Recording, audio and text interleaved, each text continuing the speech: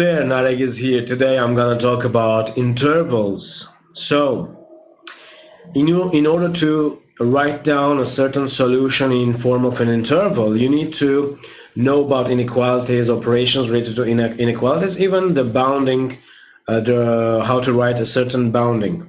So, I'm gonna take each part separately, and we're gonna discuss how are we supposed to write them down in sort of intervals.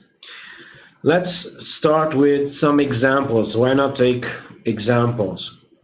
Let's say we have a certain value of x which is smaller than 7. Whenever it is written in this case, it means that the solution will be the interval from minus infinity until 7, and the bracket is, in this case, open. 7 is not included. And in case you want to represent it on the axis of abscissa, it will be something like this. This is your axis, so 0, this is 7. It will be from minus infinity to 7, so it will be the shaded part. Now what about writing it in this way? In case we had x smaller or equal to 7. Now the solution will be again from minus infinity until 7, but 7 is a bracket which is closed, because 7 will be an included number, and whenever you're gonna represent it on the axis of abscissa, you will have 7 and the brackets are closed, and of course it goes from minus infinity to 7. Now what about writing it in this way? We have x greater than 7. What does it mean? It means that it can be any value starting from 7 and up. 7 is not included, so it's 7, but the brackets are open. I cannot include that value until plus infinity. For plus or minus infinity, it's always the brackets are open. So how am I supposed to represent this on the axis of abscissa? Again, very simple. So it's 0. And then I have 7, so it starts from 7 and it will be towards plus infinity, so this is the shaded part. Now what about writing in this way? X greater or equal to 7, so it means that your solution will be from 7 included until plus infinity. So 7 is a value that you should take into consideration. It's in your solution. So how do I represent? Again, 0, this is 7, so 7 is included in this case and it will be towards plus infinity. So this is how you have smaller or greater. Now what about a certain bounding? Let's take an example of x between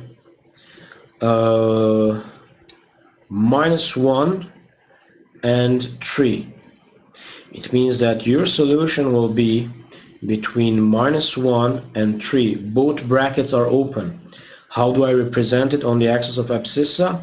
Again, quite simple. This is your origin, so this is minus 1 and this is 3.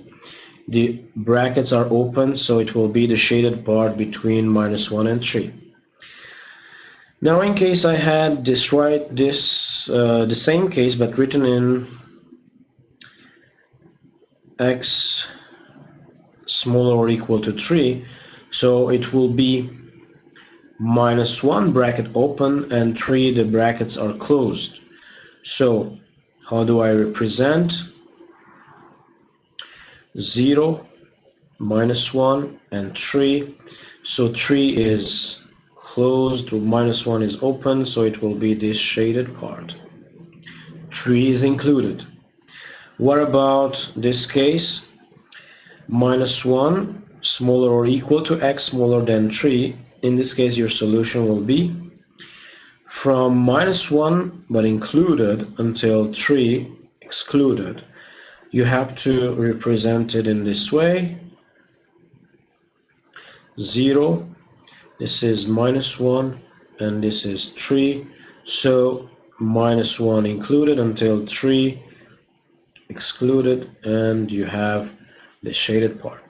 And the last form will be whenever you have something written like this, x between -1 or 3, and even -1 is included, or even 3 is included, so you need to write it down in this interval. -1 and 3, both brackets are closed.